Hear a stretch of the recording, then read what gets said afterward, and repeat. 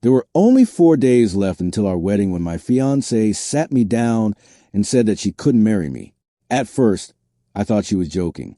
We had been preparing for this day for the last 8 months. The invitations had already been sent. The wedding hall was booked, and in the corner of our apartment, there were big boxes filled with wedding decorations. Everything was set. The next beginning of our life was only a few days away, but there was no smile on her face. She was completely calm, so calm that the silence in the room suddenly started to feel heavy. I asked slowly, "Are you really saying this?" She nodded without hesitation. In that moment, it felt like everything in my mind suddenly stopped. For a few seconds, I just looked at her, as if expecting that she would suddenly laugh and say that she had been joking. But nothing like that happened. She just sat there. Then she took a deep breath and looked away. Why, all of a sudden, I finally asked. She didn't answer immediately. She picked up her phone from the table, looked at the screen, then put it back down. It was the same phone that she had started hiding from me a little more over the past few weeks. At first, I hadn't paid attention to it. People can also be busy on their phones because of work. And to be honest, I had never really learned how to doubt. When you truly love someone, you don't try to look for danger in every small thing. But that evening, suddenly many things from the past few weeks started coming back to my mind. Like whenever her phone rang, she would go to the other room. Or when I was sitting next to her and the screen lit up, she would quickly turn it face down. I had never asked questions before because there was trust. But now those same small things had started spinning in my mind. Is this related to work? I asked quietly. She stayed silent for a few seconds. Then she said, "You wouldn't understand." Hearing that, a strange uneasiness spread in my chest. Because when someone says, "You wouldn't understand," it often means that the truth is very heavy. Silence filled the room again. Then she looked at me and said, "I have to make a decision about my life." Her voice was calm, but her words stirred a storm inside me. I was still hoping that she would say she was just scared that the pressure of the wedding was bothering her. But the coldness on her face scared me for the first time. And to be honest, I still had no idea that in just a few minutes she was going to say something that would completely change my entire world.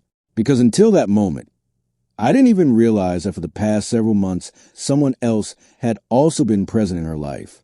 I was still looking at her, hoping that she would just say that she needed a little time or that she had gotten nervous about the wedding. That happens to many people.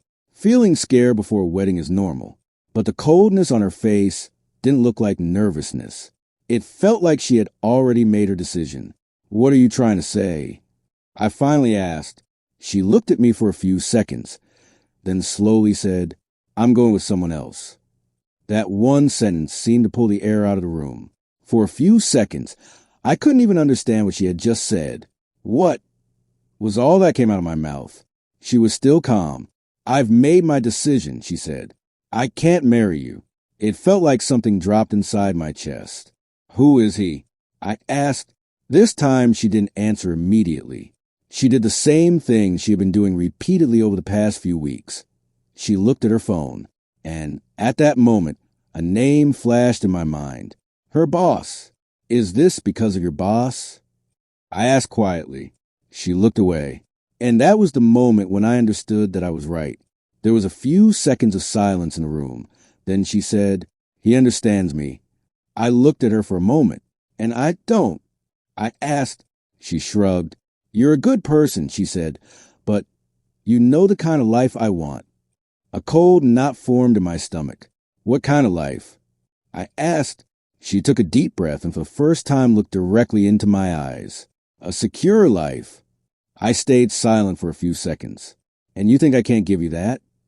I said quietly. She lowered her eyes. Then came the words I will probably never forget. "You just live on promises," she said. "But I want to be with a man who already has everything." Silence spread through the room again. Only one thing kept echoing in my ears. "You live on promises." 3 years. We had been together for 3 years. We had dreamed together of a small house, vacations, a future. And now all of that seemed to end in one sentence. I asked slowly, "So all of this, the wedding, all these plans?" She looked away. I tried, she said, but I realized that this isn't the right decision. Something got stuck in my throat. And you're telling me this 4 days before? This time she stayed silent. Maybe she knew there was no good answer to that question.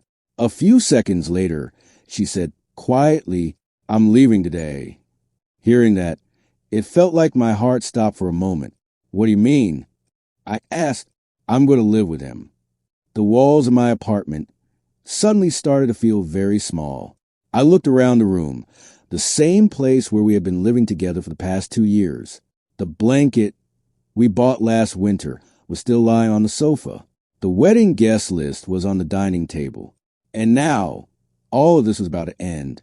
I asked her one last time, are you really leaving? She nodded. Then she stood up, walked toward her suitcase in the corner of the room. And in that moment, I realized that maybe this decision had not been made today. This decision had been made a long time ago, and I was the last person to find out about it. I stood there as if my legs had suddenly stopped working. She was standing near the suitcase, and only then did I realize that this was not a sudden decision. She had already planned everything. So this was all planned in advance?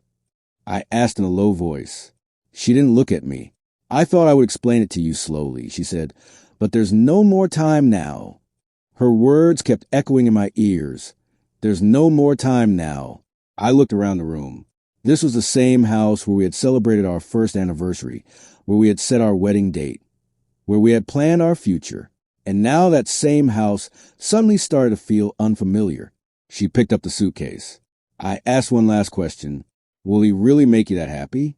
This time she looked at me. There was no regret in her eyes. At least he can give me the life I want, she said. Then she walked toward the door. The door opened, and a few seconds later it closed. That was it.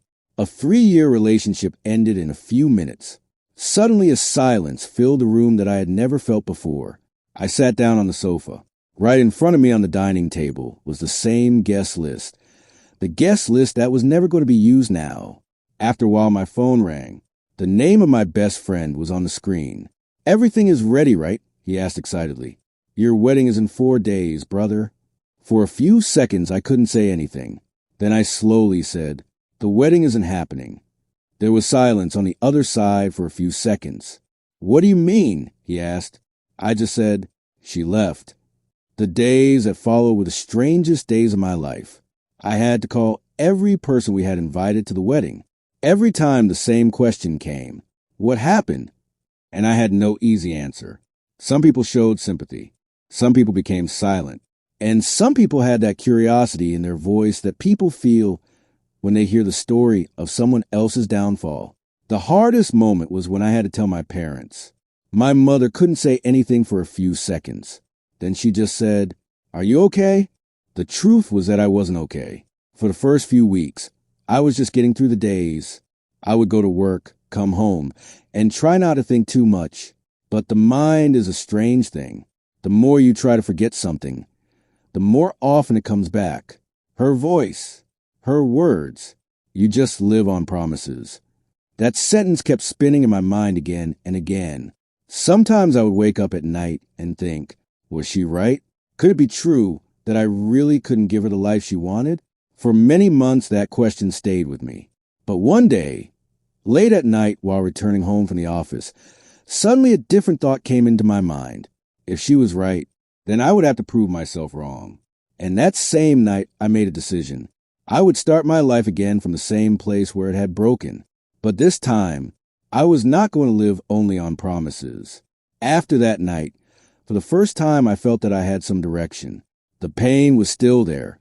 And to be honest, for many days it felt as if a heavy stone had been placed on my chest. But now at least I had a reason to get up. The first few weeks were not easy. I would wake up early in the morning, go to work, stay in the office until late, and even after returning home I would keep thinking the same thing. I have to change my life. Sometimes I was so tired that I would fall asleep right on the sofa. But every time I felt like giving up, the same words echoed in my mind. You just live on promises. That sentence became less of a taunt and more of a challenge for me. Slowly, things started to change. I began focusing more on my work than before.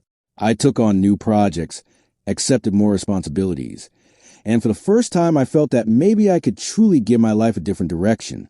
Months passed. Then one day my manager called me into his cabin. I thought it would probably be about some project, but he smiled and said, "We think you can lead this team."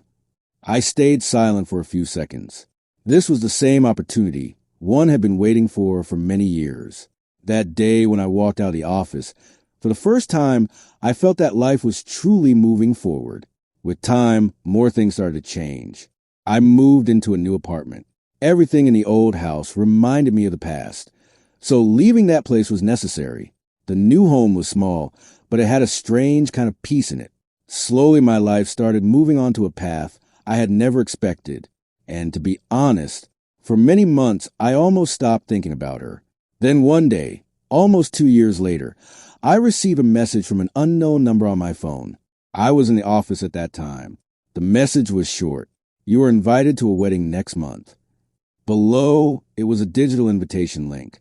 At first, I thought it must be some old friend's wedding.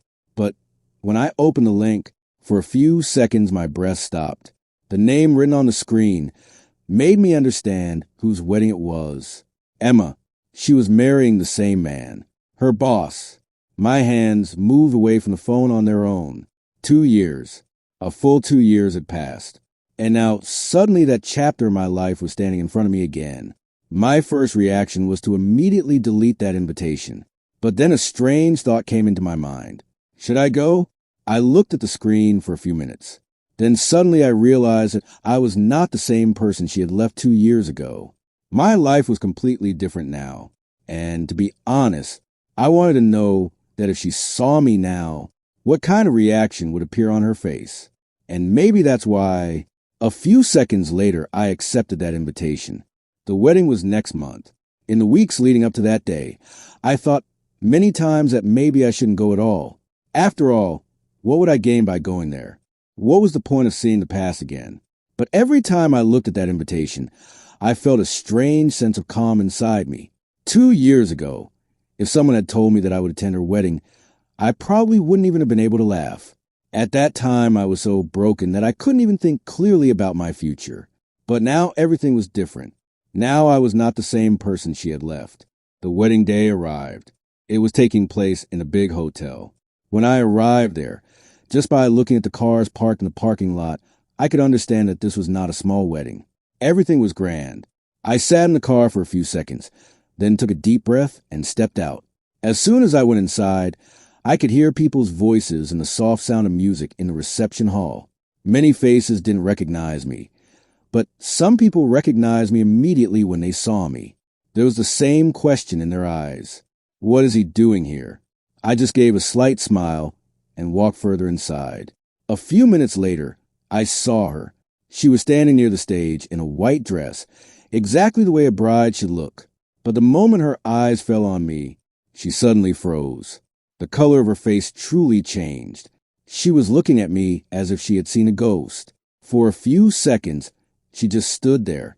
Then she said something to the people standing around her and slowly started walking toward me. There were only a few steps of distance between us. For a moment, she kept looking at me, as if she was trying to understand whether I was really standing in front of her or not. "You came here," she finally said. I nodded. "You sent the invitation," I said calmly. She stayed silent for a few seconds. Then in a soft voice she asked, "How are you?" That was the same question she had never asked 2 years ago. I simply said, "I'm good." And that was the truth. I really was good. She kept looking at me for a moment. For the first time, I saw something in her eyes that I had once hoped for, regret. But now it didn't matter to me, because the day she left me, she didn't just end our relationship. She pushed me toward a life I had never even imagined. I said to her one last time, "I hope you find the life you were looking for." Then I turned and walked out the hall without looking back. That night, as I was walking down the hotel stairs, for the first time I felt it clearly. Some stories don't end with revenge. They end when you move on. And in that moment I knew that I had truly moved on.